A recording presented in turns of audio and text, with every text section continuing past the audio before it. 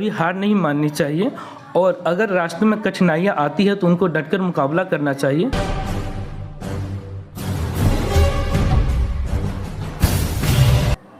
डुमरी कसरी प्रखंड हमेशा चर्चा में रहा है, चाहे पॉलिटिकल हो या किसी कामयाबी का हिस्सा। हमेशा से डुमरी कसरी प्रखंड एक चर्चा का विषय बना है। आइए मैं आपको श्यामपुर पंचायत के अंतर्गत उमेद छपरा गांव निवासी विकास कुमार पांडे, जिन्होंने सफलता का अपना इन्होंने एक झंडा गाड़ दिया है। सीए का परीक्षा में इन्होंने सफलता हासिल की है। इन्होंने स्टार्टिंग जो है पढ़ाई सरकारी स्कूल से किया था। इनके जो पिताजी है वो एक शिक्षक है।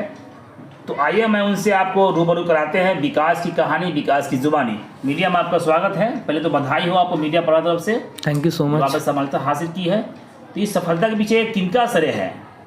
इन सफलता के पीछे मेरे पापा और भैया का स्रोत है, जिन्होंने हमेशा मोटिवेट किया है मतलब इस सफलता को हासिल करने के लिए और कड़ी मेहनत। स्कूल लाइफ में किस तरह का संघर्ष करने को मिला आपको? स्कूलिंग लाइफ में स्टार्टिंग में पहले हिंदी मीडियम था, उसके बाद सीए में जाने के बाद इंग्लिश मीडियम हुआ, तो थोड़ा सा स्ट्रगल हुआ, लेकिन बाद में उस लाइन पे आने के बाद ऑटोमेटिक सफलता हासिल होना शुरू हो गया था। बहुत सारे बच्चे पढ़ना चाहते हैं लेकिन कहीं ना कहीं उनके पीछे मजबूरी आ जाती है, वो नहीं पढ़ पाते हैं। उसके लिए क्या संदेश देना चाहेंगे आप? संदेश ये कि अगर कठिन परिश्रम किया जाए तो जो कठिनाइयाँ होती हैं रास्ते में उसको दूर किया जा सकता है। और मेहनत की बदौलत, एक्चुअली जो सी एग्ज़ाम है वो पैसे की बदौलत नहीं, मेहनत की बदौलत किया जाता है। इसमें ना कोई आरक्षण होता है और ना कोई किसी का रेफरेंस काम आता है। अगर आप मेहनत करते हैं तो आप ज़रूर सफलता हासिल कर सकते हैं। आपके बाबूजी एक शिक्षक है, तो शिक्षक जो होते हैं वो काफ़ी एक संघर्ष भरा पाठ होता है, और उन्होंने अपने संघर्ष जीवन में किस तरह से आपको पढ़ाया, कुछ बताएंगे अपने बारे में आप? संघर्ष जीवन में इन्होंने कभी भी जब भी अगर सफलता कभी हासिल होती थी तो हमेशा मोटिवेट करते थे कि कोशिश करने वालों की कभी हार नहीं होती। ऐसा करके इन्होंने हमेशा मोटिवेट किया और कभी भी किसी चीज़ का कमी महसूस होने नहीं दी इन्होंने, और जो भी आज हम हैं इन्हीं की बदौलत है। सीए की तैयारी आप कहाँ की है आप? एक्चुअली सीए की तैयारी फाउंडेशन पहले मुजफ्फरपुर रह के किया मैंने। उसके बाद जब फाउंडेशन क्लियर हुआ 2012 में तो दिल्ली लक्ष्मणनगर गए और वहाँ पे आर्टिकल से IPCC क्लियर हुआ।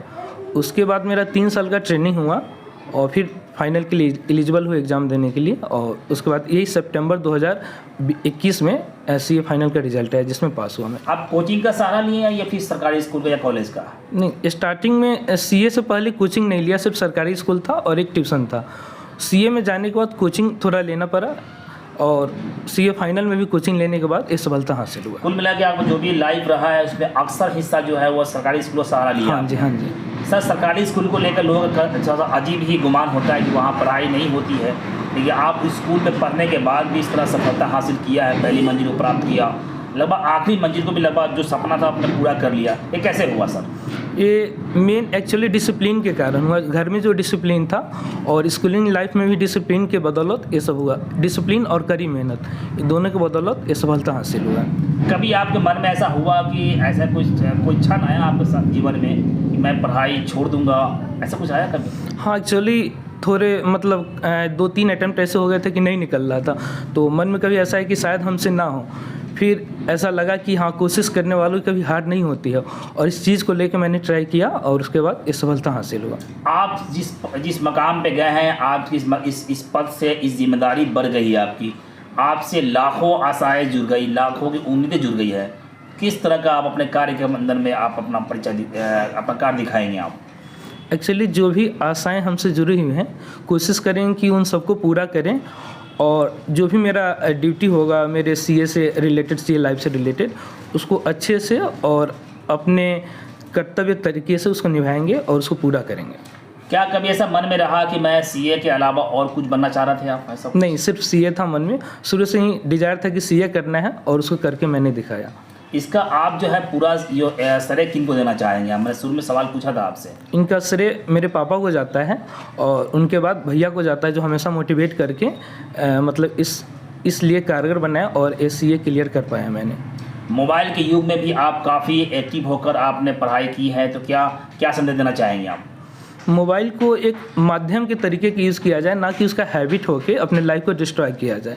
मोबाइल जो होता है हेल्प करने के लिए होता है, ना कि आपके लाइफ को डिस्ट्रॉय करने के लिए। इसलिए उसको पॉजिटिव तरीके से लेना चाहिए मोबाइल को।